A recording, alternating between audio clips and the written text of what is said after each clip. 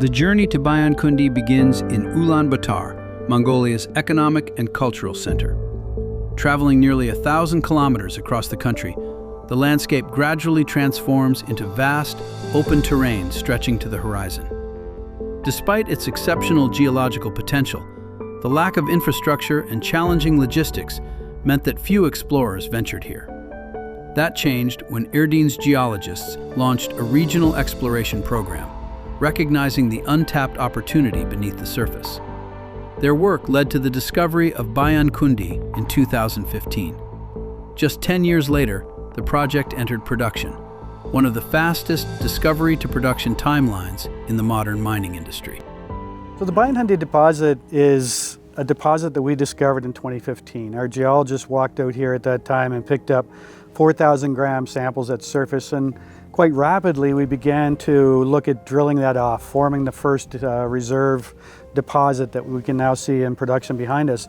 But what didn't happen was an aggressive exploration program. We've made discoveries half a kilometer west of Bayan Khundii at Ulaan, where we've discovered a 300-meter sequence of over a gram of gold with high-grade feeder zones within that. When you look 2.5 kilometers north of the mine, we have the Dark Horse high-grade supergene deposit, where you have 50,000 ounces of gold sitting at surface at over 5 grams per ton. In both of these instances, there's very little regional exploration around that. So now that we're in cash flow, we have an opportunity to step out and start to explore this great new system at Bayan Khundii, but also to the north at Altan Nar, and also to the east at Zuun Mod. Similar situations where you have these extremely large hydrothermal systems that we've now identified and established 43101 deposits, but they're yet to see aggressive exploration take place. So truly excited about what the future is going to bring on those other systems in the neighborhood.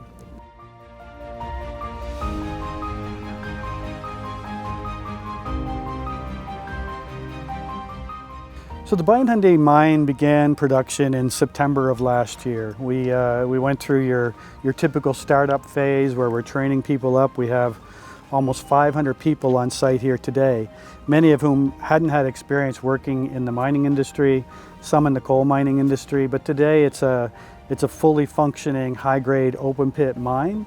In those initial stages, we saw grades that were in the 1.5 to 2 gram range, and as we fast forward to today, in this month, we're at 2.9 grams per ton. So we've seen that progress made across a number of areas where we've improved efficiencies, from blasting, crushing, dig line, grade control. All of these things we've seen improvement on, to the point today where we're continuing on a trajectory that's taking us towards that ultimate reserve grade, which is in the 3.5 gram range. So yeah, very pleased with the progress that we've seen to date.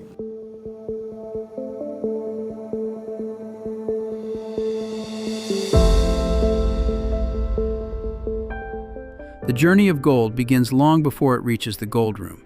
Here in the pit, every ton of ore is carefully identified, mined, and transported according to a detailed plan developed by geologists and engineers. What may appear to be a simple movement of rock is, in reality, a highly coordinated process involving dozens of people and multiple departments working together toward a common goal.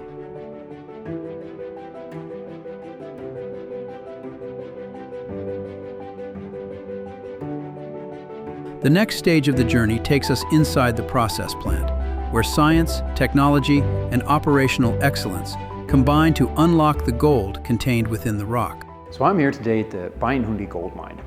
At Bayan Khundii, we have a carbon and pulp processing plant. In a CIP plant, we leach gold from the host rock using a chemical solution. The primary leach agent is sodium cyanide. First, we take the rock, we crush it, we grind it down to a very small powder, a fine powder. That fine powder is then made more dense. We add water and chemicals in solution. The water and chemicals in solution then pull the silver and gold from the host rock. And then we introduce activated carbon. It's often used in filtration applications. That carbon connects with the metals that are in solution, and the metals deposit or adsorb onto the surface of the carbon.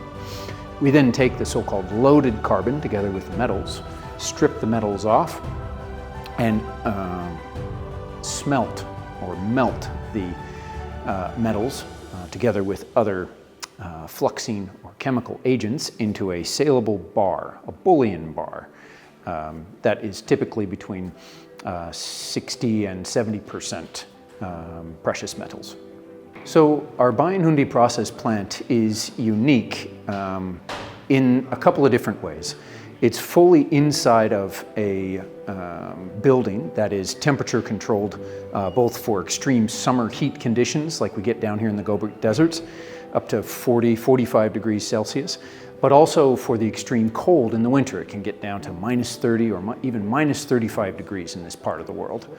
On top of that, we have a unique air handling system throughout the building to ensure that our work environment is suitably safe, given that we use potentially hazardous chemicals. You don't often see, the level of water recovery, at least in this style of carbon and pulp or carbon and leach processing plants. We're currently able to recycle and reuse approximately 83 to 84% of our processed water, and that's made possible by first recovering water from our tailings, the slurry waste stream that comes out of the process plant, and thereafter we then detoxify for any lingering chemicals before we filter, and the end product is almost like a wet sand. We call it a dry cake tailings that can be deposited and transported as a solid, as opposed to most wet disposal solutions for this style of processing globally. Processing here at the Bayan Khundii Gold Mine commenced in September of 2025.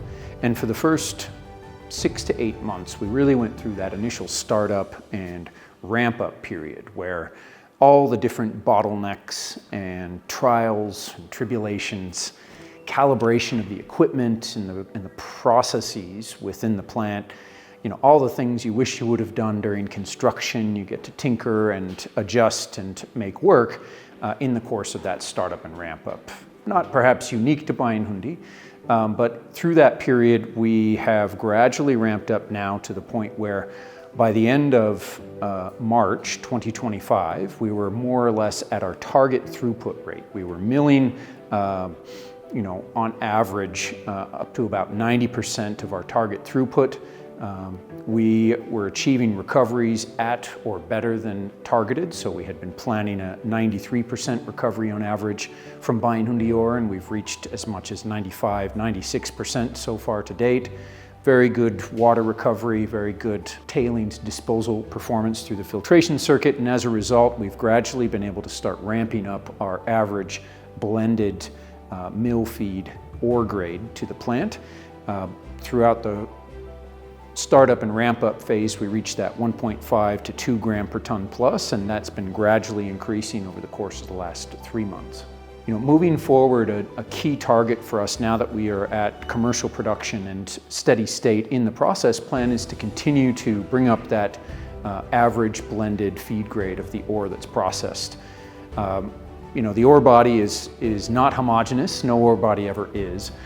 So the importance of mine to mill reconciliation, the care with which we're able to undertake our management in the pit, all the way from the planning and grade control through design and execution of drill and blast, our production performance, our operator skill and continuous learning, our management of the material on the run-of-mine pad, in turn then informs our ability to bring up that grade in the process plant itself. And then as we bring up that grade to our target of between 3.5, 4 gram per ton levels over the coming months, that should in turn allow us to achieve the level of production that we have targeted in our historic studies, and that which we believe we can achieve with the Bayan Khundii deposit near term.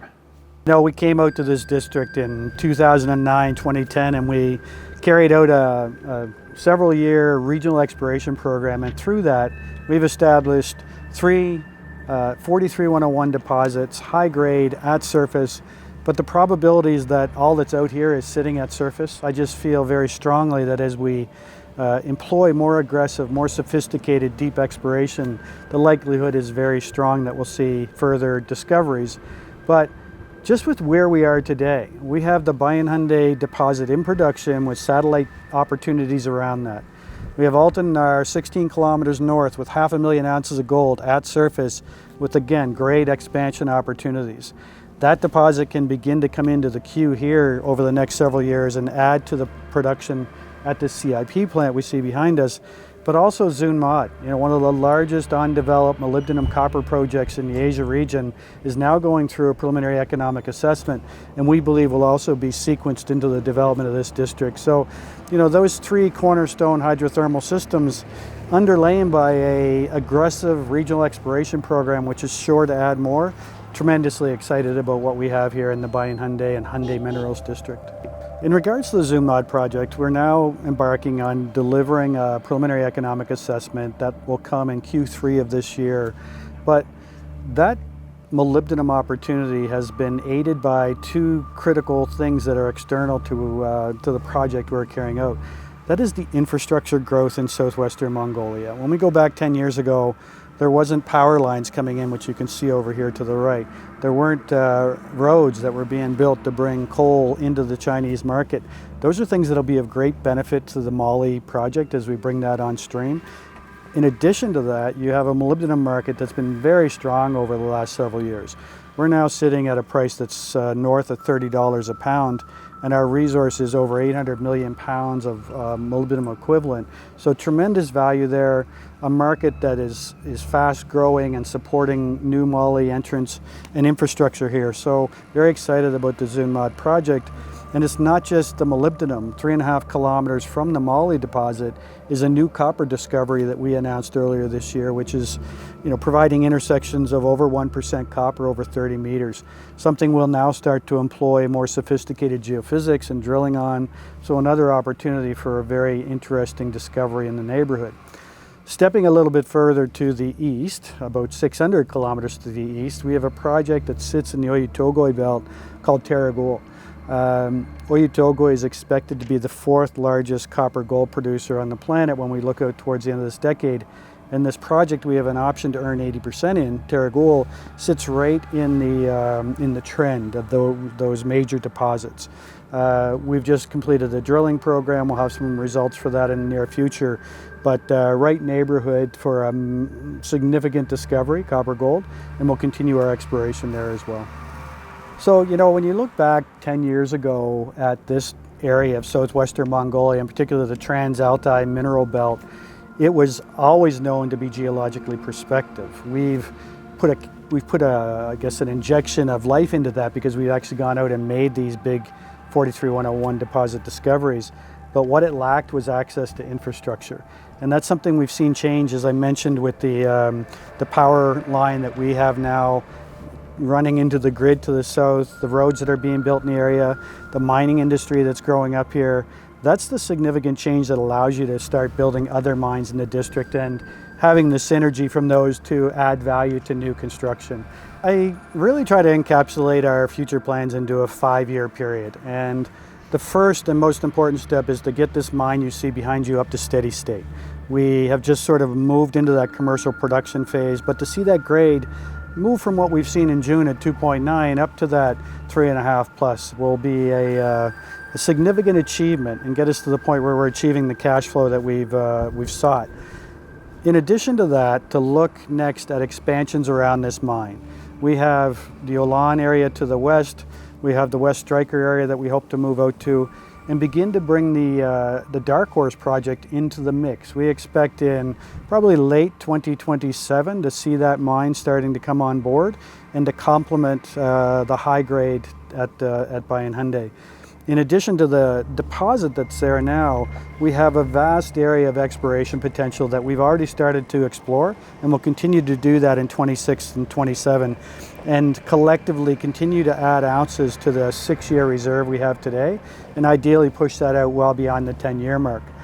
Secondly, in that 5-year plan is to start to move the Altan Nar deposit into the queue. It's currently a 500,000 ounce resource near surface, which we see the potential to grow significantly. So next year, beginning to aggressively drill that off, take it through the studies, take it to the feasibility level, and have that second development ready to come into the production phase and when we look out towards the end of this decade. And then the final part of that is we do believe that Zuun Mod will be a significant molybdenum producer. It's a little bit longer term, but as we move towards the same sort of time scale into that 5-year period, seeing Zuun Mod come on as a 20 to 25 million pound per year moly producer with equivalent copper. That's in a nutshell the strategic plan over the next 5 years for the corporation, and we end up with a multi-mine, multi-commodity district here in southwestern Mongolia. In addition to the location changing, the partnership we've struck with MMC has been a tremendous value for this project, for this area, and for our company.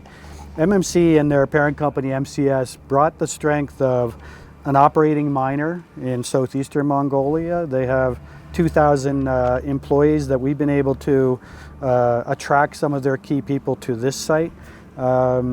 Their sister companies, MCSP, MCSI, and the logistics and transport groups within that have been second to none in terms of the ability to build this. We built this in 22 months for $120 million, and I don't think anyone else could have done it in that time frame for that price. And effectively, if you look anywhere else in the world at trying to do what was done here, it couldn't have been done in that time frame or for that price tag. So tremendous partners. Again, I couldn't have asked for a better partner for this project and for our company, Erdene.